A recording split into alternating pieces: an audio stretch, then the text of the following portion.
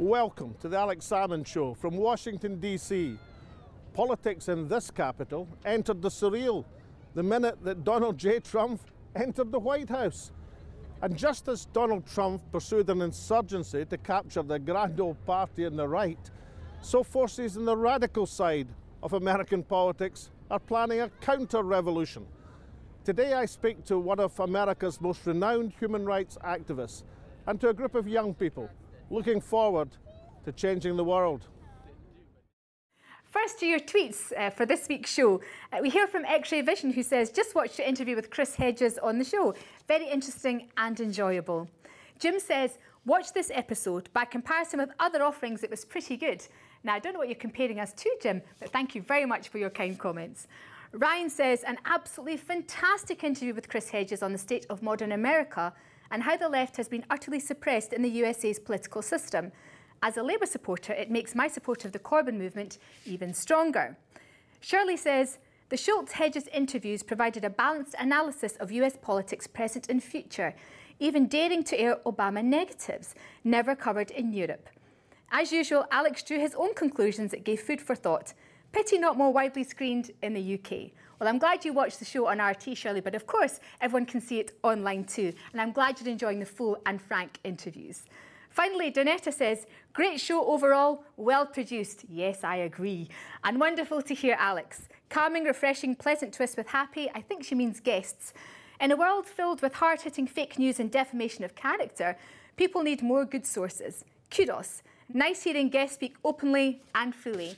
Well, thanks for all your messages, and please do keep them coming in. You can tweet, email, or message us with any ideas for the show, people who you'd like to see us interview. Now back to Alex, who's in New York. From Washington, D.C. in the capital to Times Square in New York City, here to meet a group of young people with some strong views on how this country should progress. Well, Jennifer, Chanel, Elizabeth, you're three young women of colour going through the college system in the United States and all of Dominican Republic descent, but you came to America in different ways. You first, Jennifer. Well, I was born here, but my mother immigrated to America when she was about 21 years old, and my father immigrated to America as well, so that's how I'm here today. Very similar to Jennifer. I was also born here, actually uptown Manhattan, and my father immigrated here at 17, I believe, to New Jersey, and my mother also immigrated here when she was about 17, 18. And you're a slightly different way of coming to America. Yes, I was born in the Dominican Republic. My grandparents have been living here since the 50s, but my parents lost custody of me and my siblings when I was 10, 11, and after that I had to live some time with my aunt in the Dominican Republic, and finally they were able to bring me to America when I was 16, 17, in the verge of 17, and I've been living here since then. So one of the big campaigns on college campuses is, of course, the campaign for gun control, following the recent and very regular tragedies. Do you feel that this campaign, this new campaign, this resurgent campaign, has a chance of success, whereas previous attempts have failed? What do you think, Jennifer?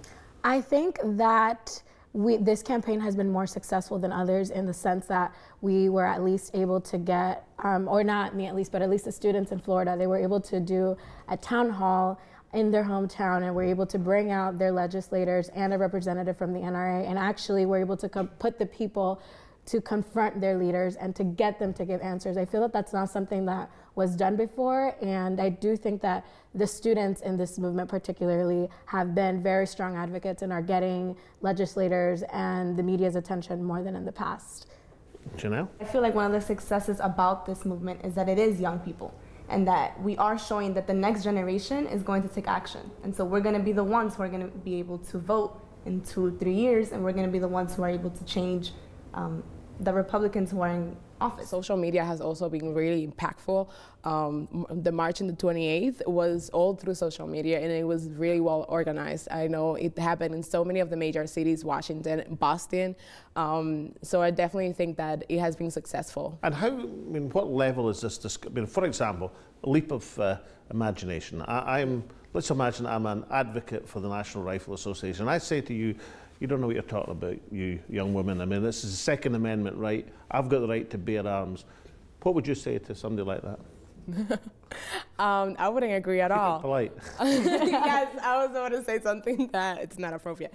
But I would definitely say that that's not the context of our time. When the Second Amendment was written, it was back in a time of where our people were the militia, and they needed every individual to be protected and to be able to like hold their, bear their arms and protect themselves and protect their community and their people. But we don't live in that time anymore.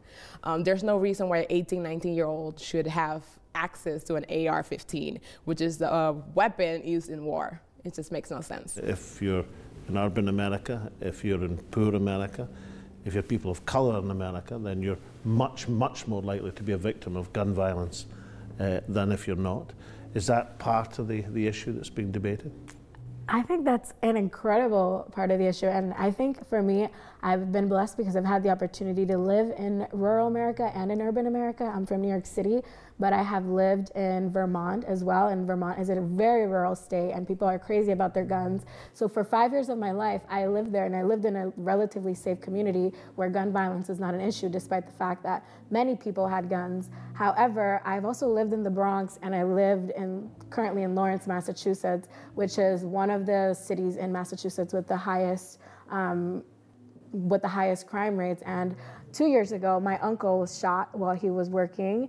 And when I lived in the Bronx as a 5-year-old, my kindergarten school was right in front of my building where I lived. So I only had to cross the street, to go to school. And one night, my mom, when she was coming home from work, she was assaulted with a gun, and they robbed her car from her. And this was right in front of my kindergarten school and right in front of my building. And I don't think that someone living in Bennington, Vermont has had, which is the town where I lived, I don't think they've had these same experiences as me. And I think that because they haven't had these experiences, they can say that gun violence is not an issue because it doesn't exist where they live, and that there are just these rare instances of mass shootings, because it's so much wider than mass shootings. And that's like my perspective on the issue.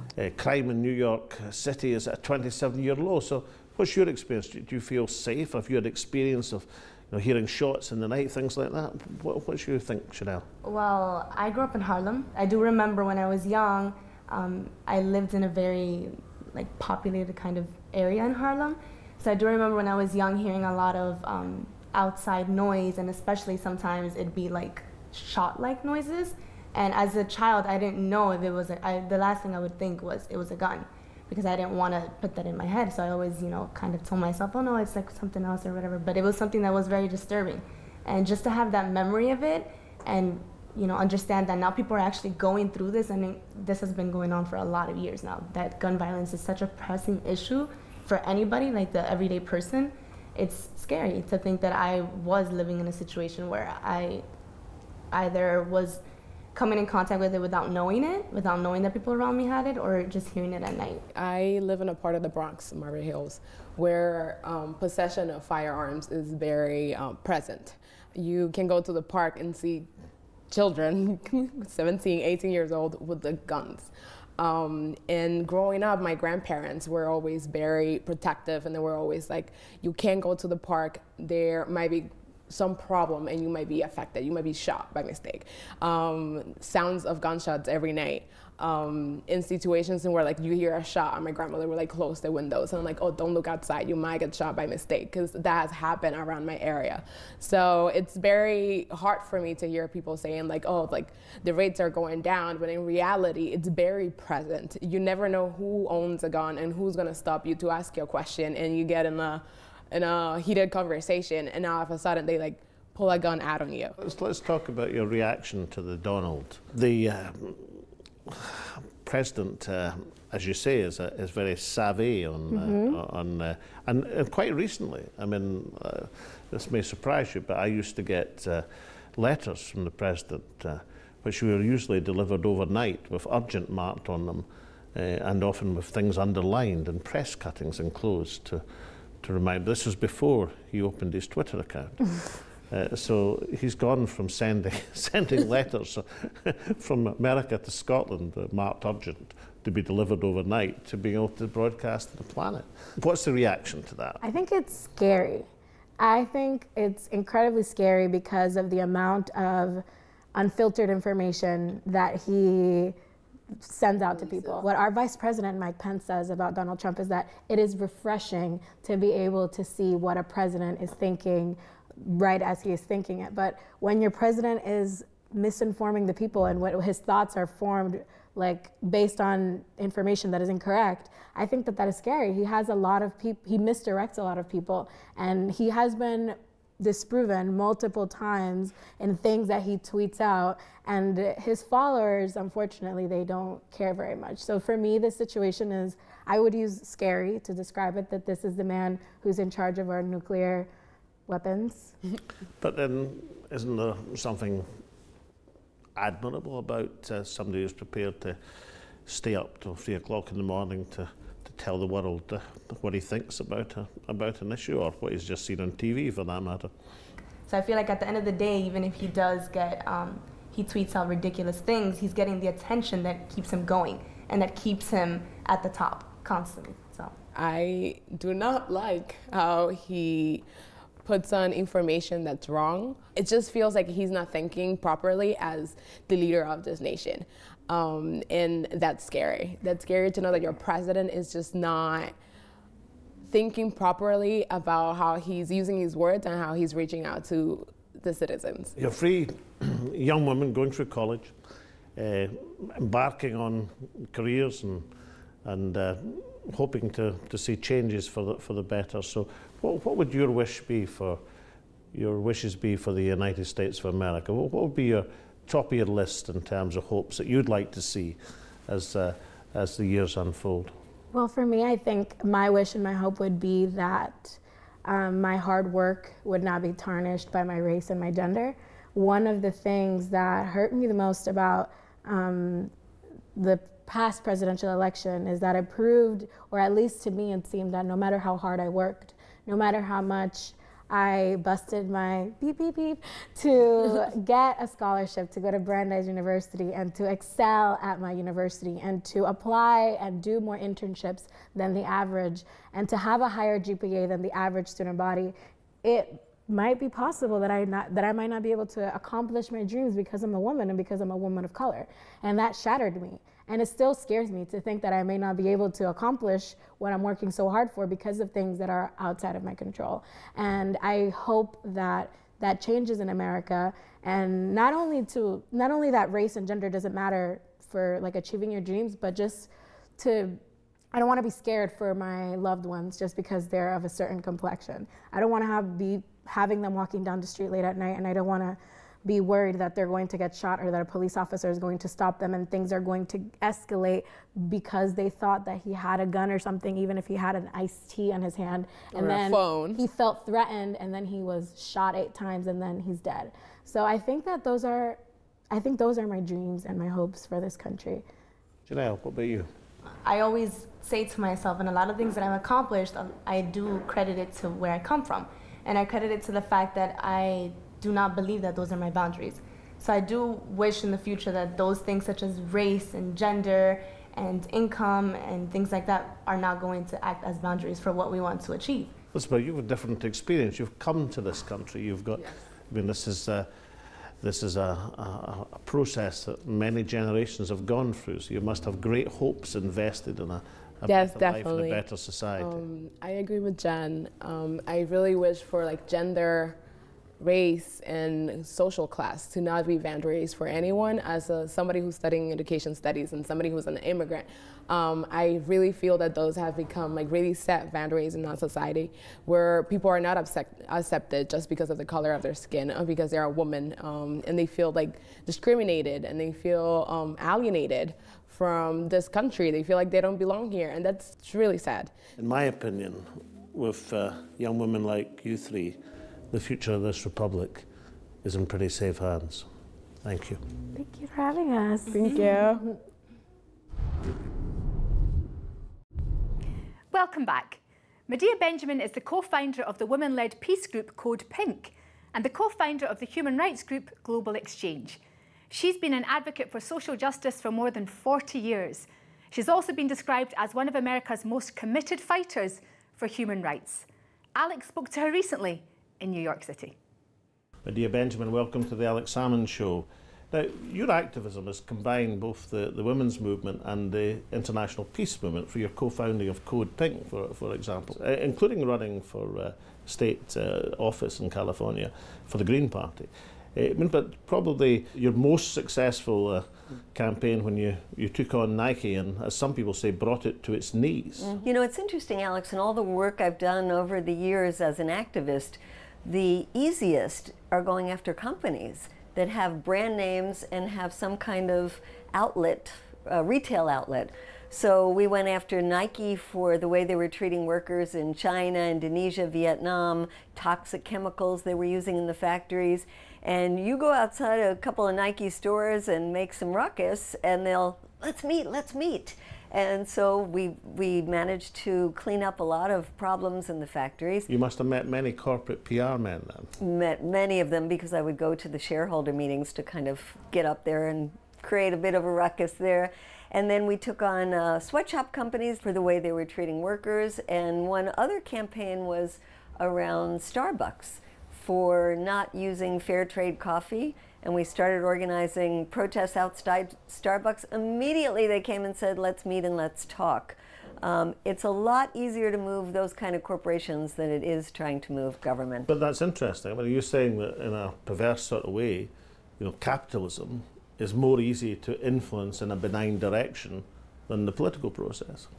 Well, the political process is part of capitalism, and it's part of the really corrupt part of capitalism, where the corporations are giving money to the politicians. You can get to the corporations, again, if they have a retail face to them, it's easier. But to get to the politicians is a lot harder. Because some these major corporations are a lot harder to get at because they're not really into consumer-facing industries, like, for example, the military complex, or to use the eyes in her face, the phrase, the industrial military complex. They're pretty impenetrable, aren't they?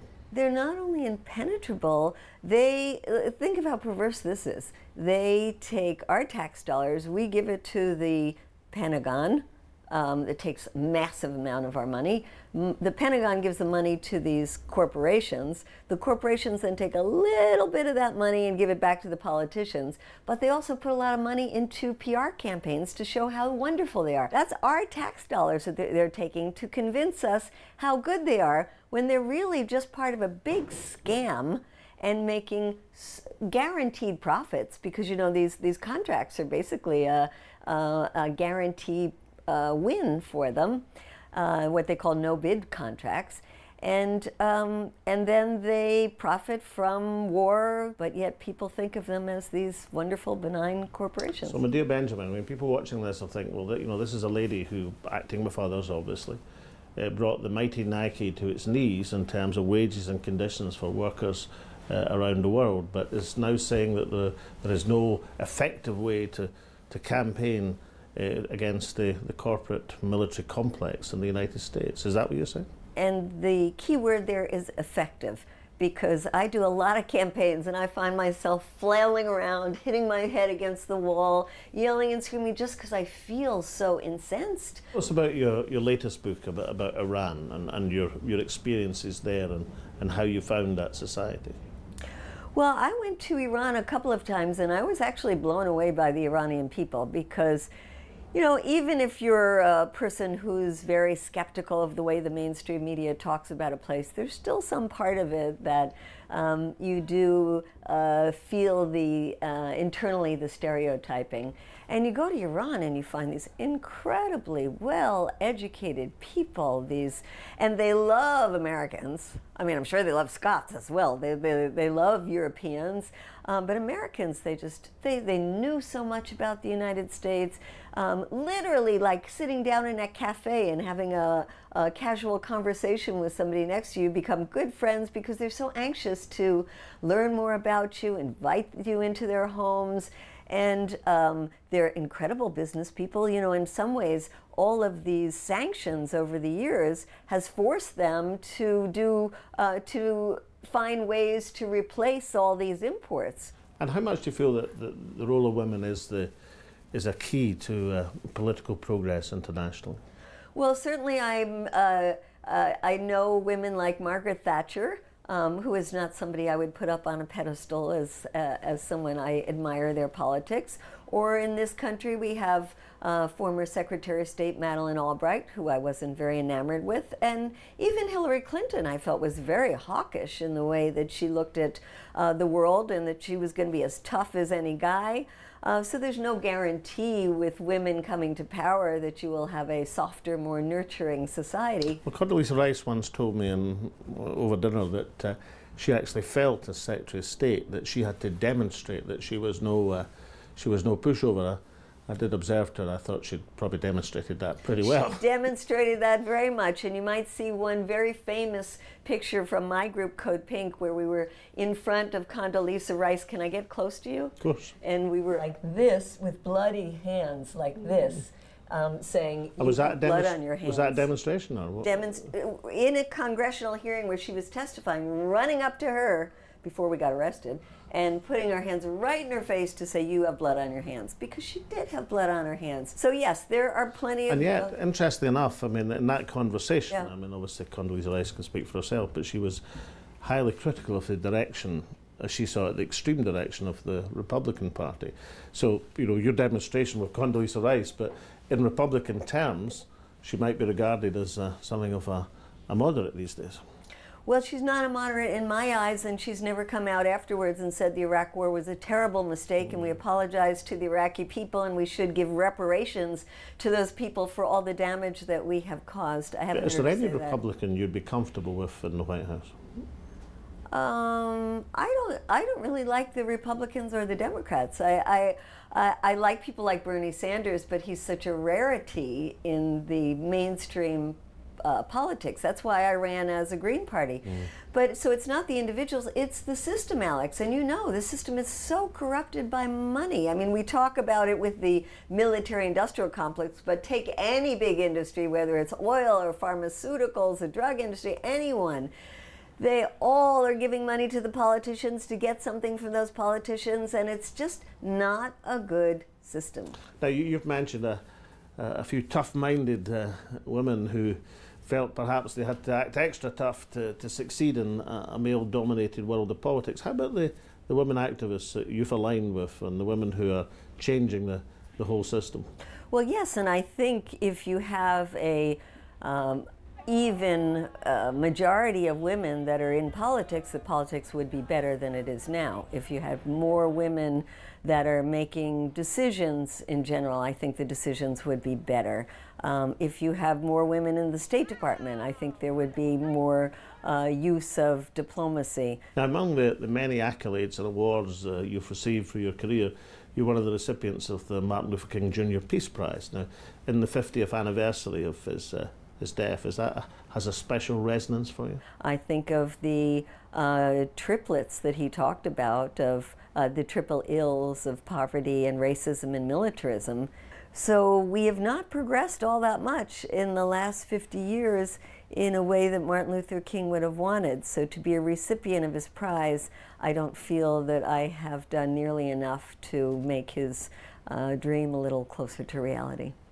And why isn't there a great rallying figure of radical America like Martin Luther King was in the 1960s? Why isn't that figure emerging to lead an army that's waiting to be led? I think Bernie Sanders did it during his campaign. I was actually shocked. I was one of the people as part of a group called Progressive Democrats of America. I'm a Green and a Progressive Democrat that pushed for Bernie Sanders to run. I thought he would do sort of the way Ralph Nader had done in his presidential runs, maybe 2 to 3%. If he did really well, he'd get 5%. I was blown away by how well Bernie Sanders did. You know, this is a very conservative society in the United States. The center in the U.S. is the far right in many other places in the world. And Bernie Sanders calling himself a socialist, I said he'd never get anywhere using that term. And lo and behold, among young people, they adore him. A poll that was done at the time showed that for the younger generation, they had a more positive view of socialism than they did of capitalism. Of course, it also said in the poll they had no idea what socialism was. But I think it's remarkable the way Bernie Sanders has ignited a generation. Well, Medea Benjamin, what would be your hopes for America? If I was to give you 3 wishes for America, what would they be? I wish that we would gently ease out of being an empire and just be a nice, democratic nation that learned to live at peace with our neighbors around the world, not trying to dominate them. I'd wish that the race issues could be resolved in an equitable way in the U.S., which I think means serious reparations for what was done around slavery. I also think in that same vein, reparations around what we did to build our country on the genocide of Native Americans that has never been, we've never been held to account for. Well, I hope I can't actually make your wishes come true, but what I can do is give you the quaich, which is the Scots Gaelic for loving cup. Now the drill's quite simple. You put whiskey in the quaich, only Scotch of course, and then you pass it around your close friends. Well, that is wonderful and beautiful, and I think passing things around among friends is the kind of world that I really do want to live in, so this is a perfect gift. Thank you so much. Thank you for being on the Alex Salmond Show. Thank you.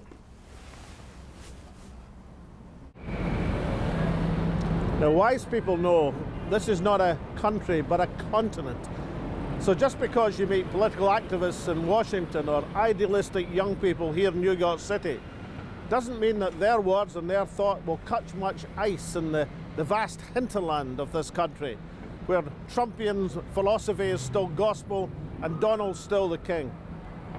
But when you think about the last time a movement for political and social change swept the United States in the 60s and 70s, then these grandparents of the young people I met today didn't have the access to the social media to organize and to agitate. And therefore, I'm not so sure that the next political insurrection in this country won't come from the right like Trump, but from the left, because perhaps the times they are a-changing again.